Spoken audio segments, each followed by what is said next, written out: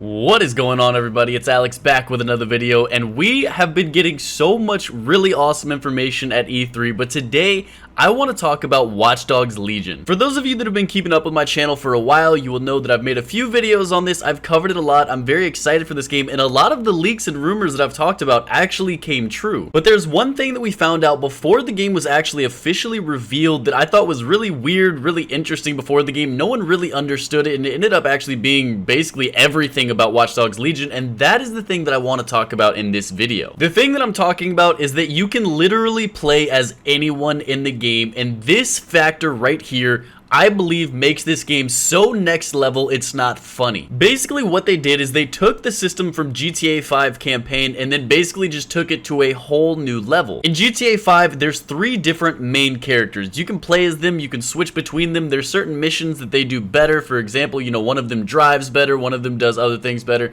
Basically you just have different skill sets between the characters and you can switch between them to complete the objectives. But at the end of the day there's 3 main characters. There's nothing else you can do. In Watch Dogs Legion, there's actually no set main character. You can literally play as anyone. And the way they do this is actually very interesting. You can just walk up to them and then look at them. You can see their skill sets. You can see that maybe they do more melee damage, maybe they're better at hacking, things like this. And then you can try to recruit them to your Legion. Obviously, I was confused about why the game was called Watch Dogs Legion instead of Watch Dogs 3, but I guess it kind of makes sense now because you are literally creating a Legion. Now, it's not quite as simple as just walking up to someone and then being able to play as them. There's a lot more that goes into it than that. We'll talk about that a little later in the video, but essentially in basic terms you can just walk up to someone, see their skills, and then work towards being able to recruit them and play with them as a main character. So it's very similar to what we had in previous Watch Dogs games, just kind of taken to the next level. You used to be able to sort of scan people and see, you know, what they were doing, their text messages. You could learn a lot about them, but now you can actually see their skill sets and everything, and you can learn about them to an extreme. Now there's so many reasons why I think this is next level, but I mean just the amount of detail, the amount of work that would have to go into a game to actually do this is incredible. Each character is uniquely voice acted, there are unique animations, even backstories for all of these characters. They wanted to make it very clear that these characters weren't necessarily just reskinned versions of the same characters. Everyone is very unique and has really their own life going on. They mentioned that all of these characters even have their own schedules and relationships. It showed at one point in the gameplay that you guys are watching now, you walk up to someone, you're scanning them, looking at their skills and stuff, and you see that he's about to go get a leisurely lunch. I watched some videos of people discussing the game who actually got to see stuff at E3 more than we've been able to see online, and they're talking about you can literally follow people around and they will go about their day like normal,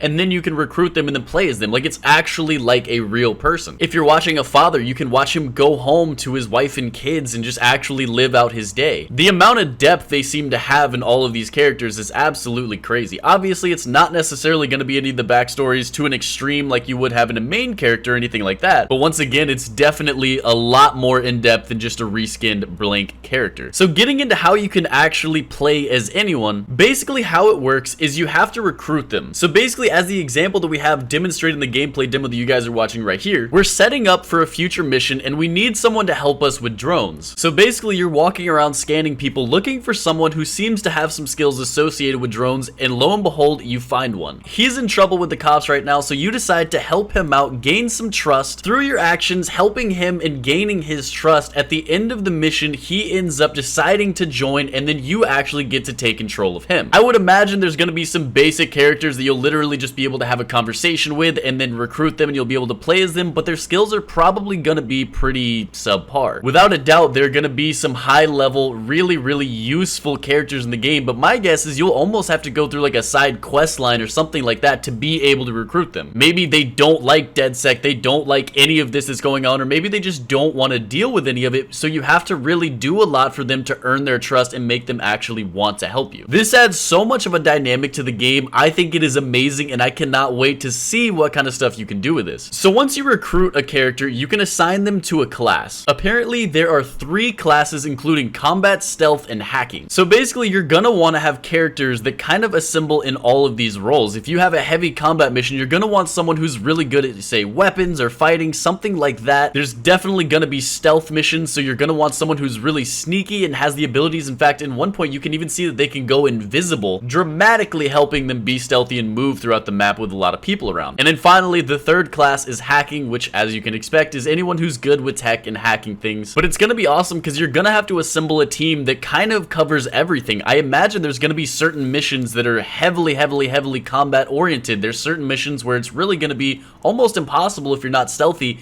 and then a lot of the game, you know, you're going to want to have a lot of hacking on your side. So it's really cool that you can kind of build your team around this. Everyone's going to have a different team. So something that really kind of tops this all off is that you can swap between all of your characters at any point. Now, at one point in the gameplay demonstration, as they're switching through characters, it shows they have, I forget exactly how many they had, but they had X amount of characters out of 20. So this may mean that there is a hard cap at 20 characters that you can actually have in your team, but it may also be something where you can increase that capacity as the game progresses. I'm not exactly sure. I haven't heard anything on it. I haven't heard any confirmation, but I would imagine, I would hope that you're going to be able to have more characters than that. But if not, 20 is a decent amount. You can have 20 completely unique and different skill sets to be able to play with. And then I imagine by the end game, you would kind of have your favorite characters and everything, the best of the best at certain abilities, and then you wouldn't really need all those characters anyways. I can definitely see myself having one combat person, one stealth person, one hacking person, and then 17 just random people that I like playing with. I mean, look, they had a granny that was tasing people. That was freaking hilarious. So when we were talking about the voice acting, animation, you know, backstories and schedules of all these characters, it really seemed interesting, but apparently it's actually going to be in the cutscenes as well. I know you guys are all familiar with certain games when you customize your character, you have the different like beards and stuff in Red Dead Redemption 2, and every time you're in a cutscene, your character looks slightly different, but it's always accurate. Well, the same kind of system is going to be in this game. Anytime you see a cutscene, anytime you see your character in a cutscene, it's going to be the character that you are currently using.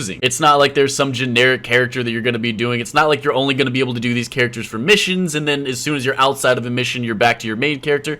There is no main character. You are who you want to choose. So something that is really dramatic and I think adds a lot to the game is permadeath. For those of you that don't know what that means, permadeath is pretty much what it sounds like. It's permanent death if you die. If you have a character and you end up dying, that character in this universe is dead for good. There's no way to bring him back. He is gone. You have to start over with a new character. This adds so much intensity to the game. There's so many games where you can just kind of revert to the last save. It's not a big deal, but this really means a lot. If you slip up and you mess up with your favorite character, he is gone. You will not be able to use him anymore. This is something that I personally really like. I feel like it adds a significant weight to every decision you make, but I also feel like it could be something that a lot of people don't like. Let me know what you guys think on permadeath down in the comments below. Is it something you like? Is it something you're excited for? Or is it just kind of too much responsibility for a video game for you guys? It even showed in the gameplay demo that we got at E3, the one you are watching right now, it showed that the character died. And what's actually cool is the story kind of builds around that, because at the end, when you save the guy who was the hacker, the guy that you were trying to work with the drones, everything you tried to do for this mission to save him,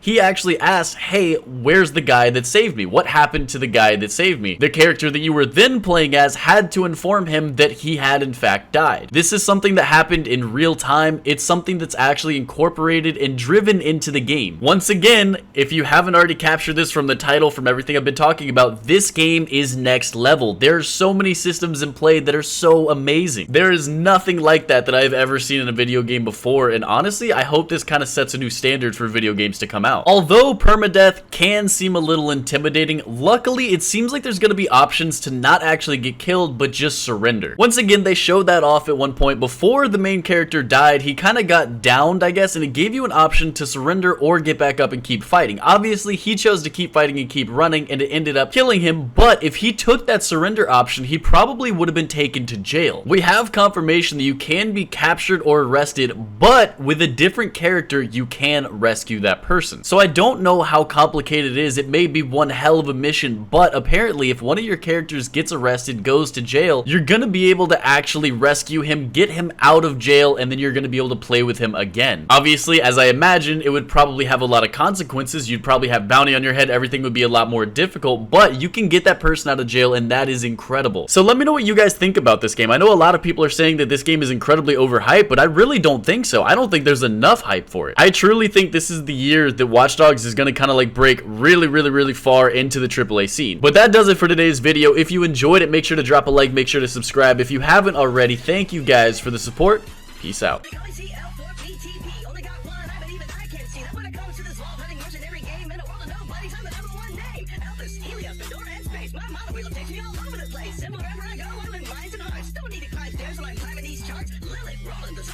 Didn't come to my birthday party. Rude, but they all found time to go fight the warrior. Like, this would be like